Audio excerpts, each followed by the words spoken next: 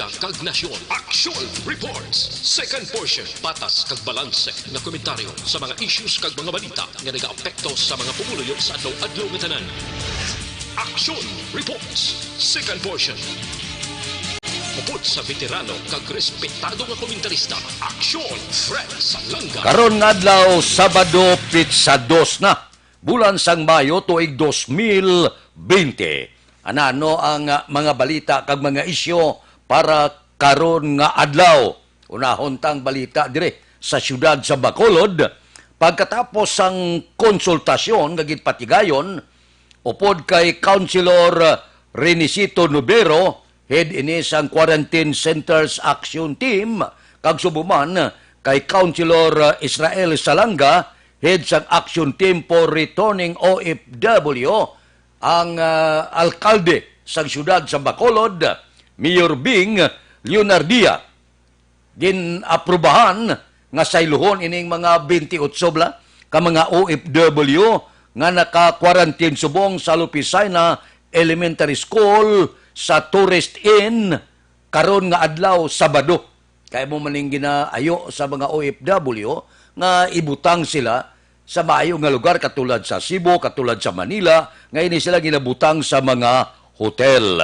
O galing, ang natabo lang diri sa syudad sa Bacolod, kahit wala man sang koordinasyon mo.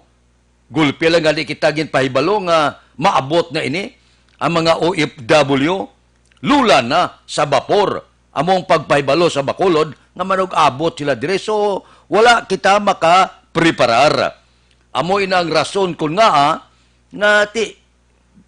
luyag na tugag siya, hindi batunon tayo ni, amo ina nga ginbutang dira sa Lupisayna Elementary School.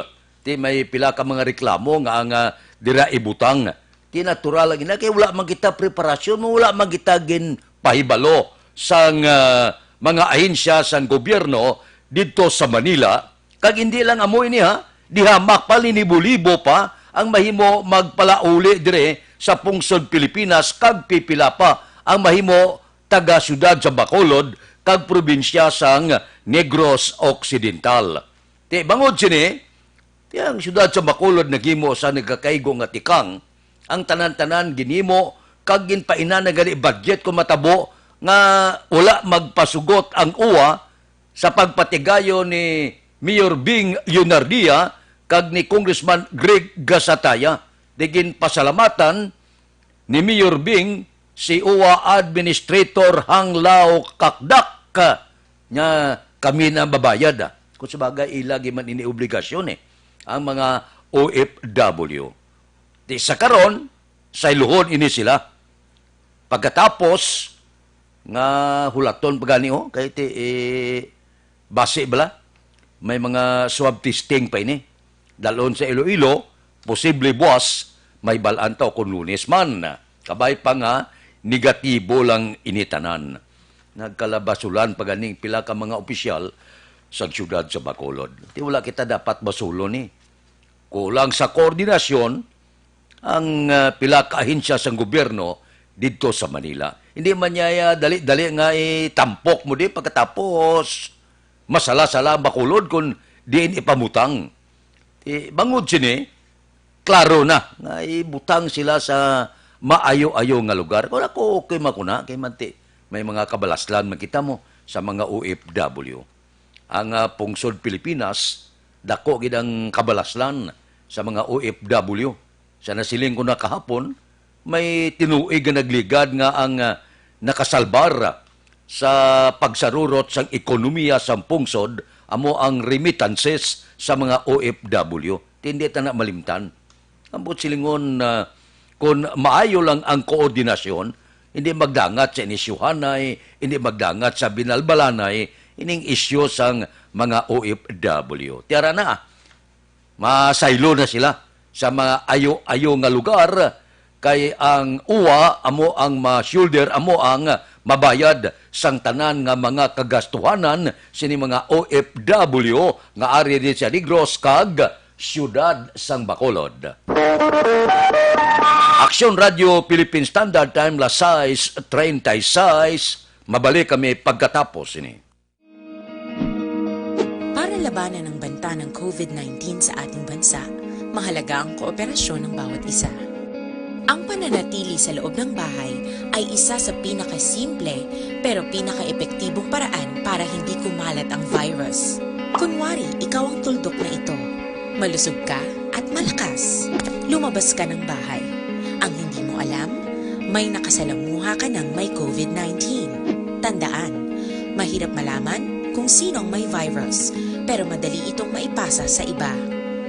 Pwedeng naipasa na pala niya ang virus sa iyo nung umubo siya, o bumahin. O baka naman ay nahawa na dahil humawa kayo sa parehong bagay na kontaminado. Ngayon ay mayroon ka na ring COVID-19. Isa ka ng carrier na makakahawa sa iba.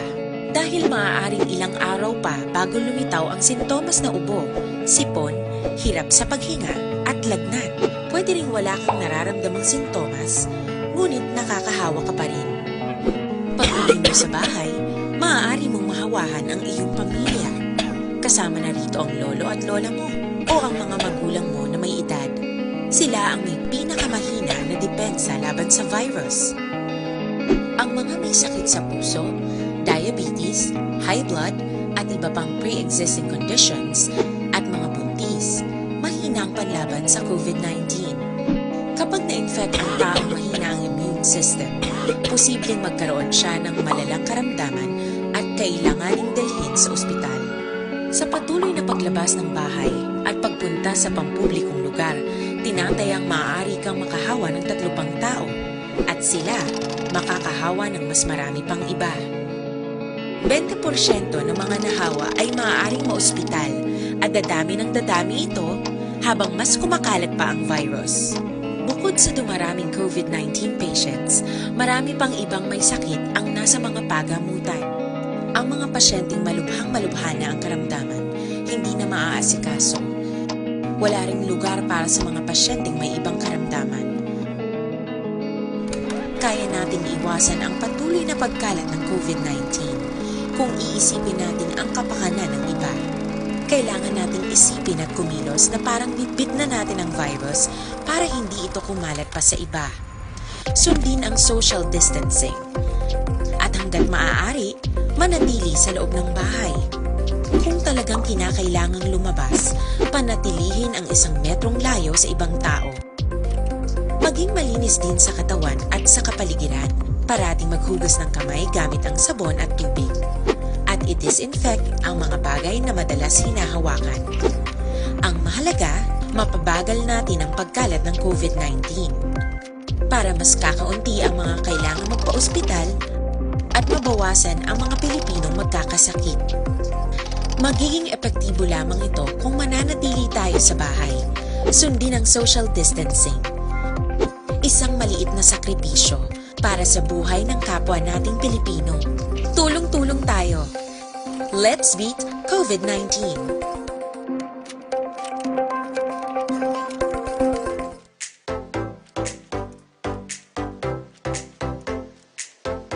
Mga ka-aksyon, madako sa nagpalaylay na pamaagi at protektahan ang imong kaugalingon batok sa novel coronavirus 2018 o ng COVID-19. Isa sa mga pinaka-importante ang regular, safe, and effective hand hygiene gamit ang habon kag tubig o ng alcohol-based hand rub.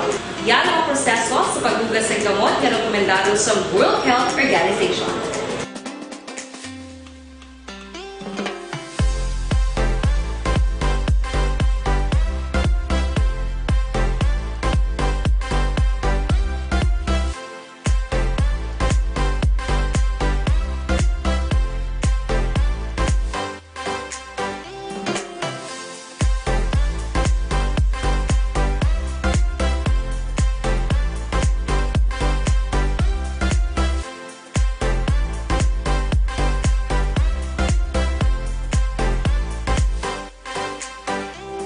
Aksyon Radio Philippine Standard Time, las 6:41. Kahapon naga-monitor kita ka Health Undersecretary Maria Rosario Bergere daw ginakulbaan man kita, daw naluoy man kita sa aton mga frontliner. Kay siling niya, madamo na sang mga doktor, nurses, nagkalamatay apektado sang COVID-19. May ara to siya gin palayag nga kada 5 kuno nga nagpositibo sa COVID-19, isa dire ang health worker nga ang daw ginakulbaan kita. Kung maglawig ining COVID-19 nga kagaw, kag magkalapugday ining aton mga health worker nga amulang ang ginatugutan nga makabulong mga doktor, nurses, health worker nga magatubang sa aton sini mga pasyente. Wala man naton ginapangamuyo, wala man naton ginapangayo, ba kung magpadayon ini maglawig pa bini siya, mga isa ka tuig, Diyos ko. Magkalaurot niya ang aton mga frontliner, nga mga doktor kag nurses, kag mga health worker, pipila ang bilin ni sa ila. Tisin-on na lang ang matipan sini sa mga pasyente nga ginigo sa COVID-19. Hasta sumong wala pa baksin mo, wala pa sang natukiban nga kung anong itambal na dire, sining makamamatay nga kagaw nga ni. Amo nang siling kumintas tanto nga wala baksin, wala bulong ini, ang COVID-19, hindi gid kita makabalik sa normal naton nga pagpangabuhi. Amo na nga kooperahan ta ang tanan nga mga medyos posibles nga ginahimo sa aton gobyerno, mga ahensya sang gobyerno para lang masagang ining kagaw tumanon ta. Hindi kita mangin sa lawayon, hindi ritubado. Kay ti wala ta kabalo kung hindi kita mag-upod sini kag magkooperar. Kag hindi matap na ining kagaw sinong manto sini. Lumawi gabi sa tuig ni. Disgrasya gid gabay pa hindi lang ipangamuyo ta nga matap na ini mas temprano. Makaluluoy ang mga frontliner naton pila na bala ka mga doktor kag nurses ang nagkalamatay. Di ko magpadayon nini siya, dugangan mo isa ka tuig, isipon ta kada 5 nga mapatay, isa ka health worker ang naupo dire. Di pila na mabilin siya to. Kag kung pipila na lang nga mabilin sinong matipan pa, kung magdugay pa pamalatian sa COVID-19. So ang silingon, ang ako niya punto amo ni. Kung ano ang luyag sa gobyerno ka makapayo sa aton, sundon talang anay. Kay para ini sa aton tanan. Maluoy man kita sa aton mga frontliner, kag iban pa iti. Hindi lang mga nurse kag mga doktor, ang mga kapulisan naton kag iban pa. Amak mga ibutang mo da sila sa mga checkpoint na pila ka bulan nga rada. Hindi na makabantay sa pila ka mga obligasyon kay amo na lang ining bantayan para hindi maglapta ining kagaw. So apel naton sa aton pubuluyo updan ta niya. Kooperahan ta ni base pa man lang sa sini nga paagi mapahagan-hagan o kon matapna naton ining makamamatay makalalaton nga kagaw ang COVID-19. Aksyon Radio Philippine Standard Time, las 6:44 na. Samon pagbalik lang taon tani kay daw may ara naman kuno na tukiban nga sintomas sa COVID-19 dula untat niya. Oh. Mabalik kami pagkatapos ini. Ang Dr. Alfred.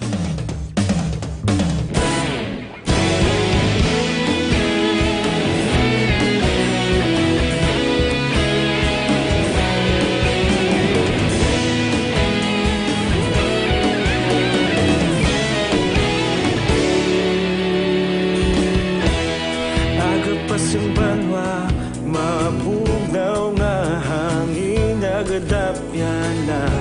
Ikaw nang ginapamati ang namon ginasandigan. Tingog sang probinsya, kamatuuran ginapalap na. Minsay nga may dala, paglaom kag kasanag. Tinuig na nagligan, ikaw gihapon ang ako nga istasyon. Sa pagbudlak sang adlaw, sa pagtuhaw sang biton. Mga balita nga dala inspirasyon. Aksyon radyo, bakolod man sa gihapon. Padayon Aksyon radyo, bakolod saludo sa imo. Padayon Aksyon radyo, salamat isa pa serbisyo.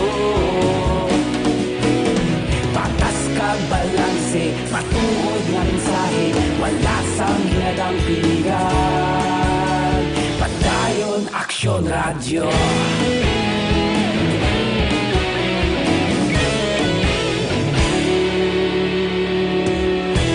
Pagkulong yung kag negosanon inyong pamatian. Stasyon nga nagapalaplag sang kamaturan. Mabakod nga prinsipyo, reporter handa sa serbisyo. Kahapon, karon kag sa gihapon, kita magapadayon. Tinuig na nagligan, ikaw gihapon ang ako nga istasyon. Sa pagbutlak sang adlaw, sa pagtuhaw sang bituon, mga balita na may dala inspirasyon. Aksyon Radio, bakolon man sa gihapon. Padayon Aksyon Radio, bakolon saludo sa imo. Padayon Aksyon Radio, salamat kit sa pagserbisyo. Patas kag balanse, matuod na mensahe, wala sang ginadampigan. Padayon Aksyon Radio. Una sa balita, una sa aksyon, sa Bacolod Aksyon Radio. Una sa balita, una sa aksyon, sa Bacolod Aksyon Radio. Kita ulog na na'y sabisan anong ang kalintangan. Responsable ang pagbalita, padayon na ipalaknan. Malasig pero sigurado, aksyon na may dala pagpalanggan.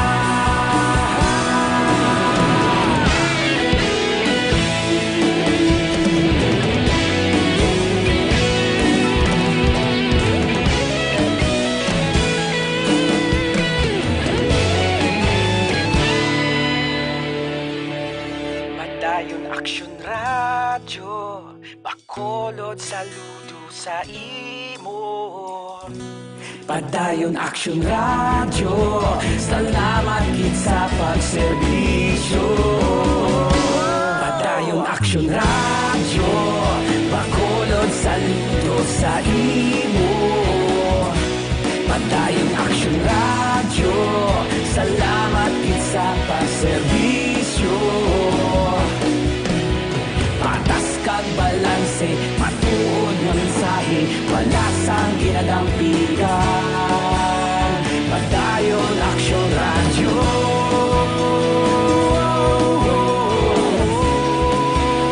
Padayon Aksyon Radio.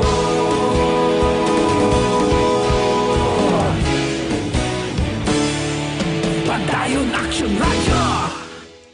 Ari Pagido, naga-monitor ako kahapon sa pahayag bala ni Health Secretary Francisco Duque nga suno sa iya sa pahayag kuno sang Center for Disease Control and Prevention sa Amerika may ara binag-ubag-o kuno nga sintoma sining COVID-19. Ano naman ini? Mula pa kita kakita, baksin ara naman. Pero ginaklaro pa ini. Kung bala, may koneksyon ang bago na diskubriyan nga sintoma sa COVID-19 gani. Ano ining mga sintoma nga bago? Nga pahayag sang Center for Disease Control and Prevention sa Amerika. Ini kunong sintoma, sining kagaw gani, may bago nga mga mabatyagan sa lawas, ginatugnawan ka, palanakit sa mga katulanan mo, dulaan ka ganas pagkaon, kag ang kwambla, galaing kunong kolor sa tiil kag kamot mo. Di, basi kung gabayulet na sa ano nga plastada, basta nagsiling sila, discoloration sang kamot kag tiil. Amoy ng bag-o kuno nga mga sintoma. Di, ato na balaka lang kita, kaya wala pa kita iya kalampuas, wala pa sang baksin nga na tukiban, may ari naman. Nga may mga bago nga sintoma ko, no? Sining kagaw nga ni. Daw wala untat, no? daw purting arangkada subong sang kagaw. Daw sila subong ang number one nga kaaway sang tao. Kagaw. Sa unaya ti ang pinatyanay, ininkwentruhanay, binumbahanay. Ang waswasanay, inamusanay. Ti niya magtimbang nga bahin, kitaon na piyak-piyak, makita ni mo kontra mo, pwede mo targeton. Iniya, gadugal ngang sintoma, hindi pa kitaon ng kontra. Pwerte kabudlay sa aton sitwasyon subong. So kabay pa nga, ang pagtuon ini sa Amerika, hindi matuod nga may bag-o nga mga sintoma naman. Kagbase may angot pa ini sa COVID-19. Pwerte, no? Daw gina-nervyos ako sining nagkakatabo. Man bag-o lang kita maka-eksperyensya sini. Ang bilog nga kalibutan, inigo sa mga kabataan naton ti buwas damlag pananglitan kaluyan kita nga mapapas ining kagaw nga ni mabasahan ini sang aton mga uling tubo sang aton mga kabataan nga ibunag pa ang kasaysayan sa bilog nga kalibutan nga once upon a time may natabo nga ang engkwentro sa bilog nga kalibutan hindi makita. Ang engkwentro kagaw manaog ini sa kasaysayan sa mga libro kag kasulatan sa bilog nga kalibutan. Aksyon Radio Philippine Standard Time las 6:53. Mabalik kami pagkatapos ang mga ini.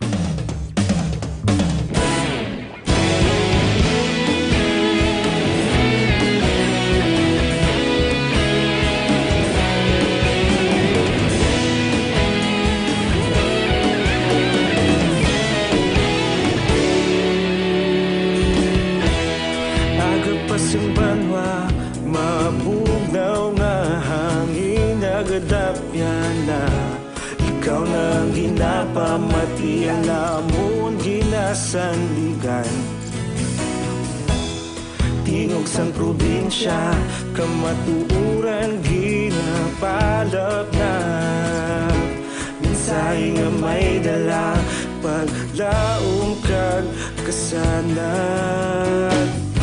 Tinuig na nagligan, ikaw gihapon ang ako nga istasyon. Sa pagbudlak sang adlaw, sa pagtuhaw sang biton, mga balita nga dala inspirasyon.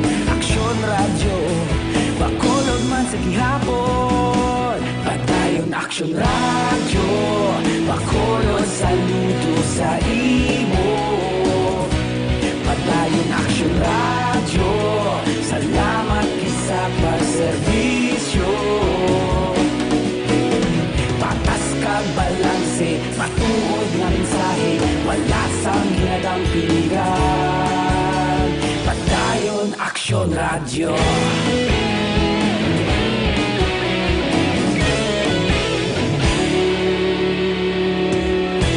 Pagkolon kag negrosanon, inyong pamatian.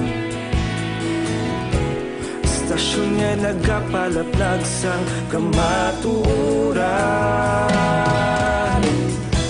Mabakod nga prinsipyo, reporter handa sa serbisyo. Kahapon, karon kag sa gihapon, kita magapadayon. Tinuig na nagligan, ikaw gihapon ang ako nga istasyon. Sa pagbutlak sang adlaw, sa pagtuhaw sang biton, mga balita na may dala inspirasyon. Aksyon radyo, bakolon man sa gihapon. Padayon Aksyon radyo. Manog pa uli, mga 200 ka mga OFW naton halin dito sa Milan, sa Italy. Bawo ang Italy ni grabe man ang igo sa Italy, no? Nagalin sa China ang COVID-19, pero ang Italy, inigo gid purtiman. Isa sang ginigo sa pinakadamo nga natapikan sang kagaw. 200,000 ang natapikan sang kagaw, kag may nagkalamatay 28,000. So mapala uli sila. Wala takabalo kung may taga-Negros pa na o kung taga-Bacolod. ngalin dito sa Italy. Pero sa nasiling na, kwarentina man gapon niya. Kaya ipasiguro, gini, nga antes palauli kung may ara, giman, taga Negros kag Bacolod, dapat may husto ng koordinasyon. May eleksyon na kita. Sino nagpalauli, bla? Nga rin subong sa Bacolod, 28 ka sa probinsya. Ang leksyon nga na, hindi na dapat masulit. Kinanglan, kung may ara, giman, taga Bacolod ka taga Negros, may proper nga koordinasyon na. Ipahibalon kita. Hindi kita kibot nga ara nagasakay sa vapor, amo pagpahibalon niya, maabot kumida. Maabot sila da. 200 lak bilog. Ti-pertek budlay ni. Kabay pa nga hindi na maliwat ining nagsalangisag karon nga pag-abot rin nga wala makapreparar ang Negros kag siyudad sa Bacolod. Ti taga Italy ini. Delikado ini. Kabay pa nga may koordinasyon. Kung may taga Bacolod ginman o kung may taga Negros Occidental. Porte mo, amak mo nga aragkada. Tigaling Italy, subong di kaduan lang, no? Ang Estados Unidos, amo nagapanguna, subong kag iban pagid nga mga lugar nga naigo sining makamamatay nga kagaw. Ang aton malang ya, nga may ara kita proper coordination para makapreparar magita. Hindi man pwede nga sikbayon ta na siya kung taga Bacolod kag Negros, batunon tigina siya. Basta may husto lang nga koordinasyon ng pabalon kabla.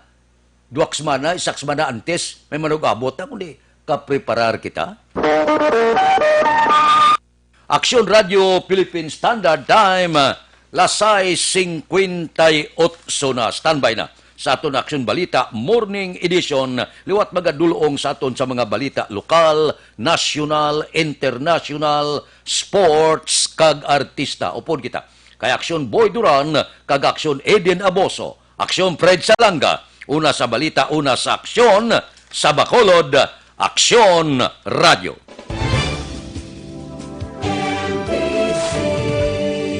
Manila Broadcasting Company. Sa balita.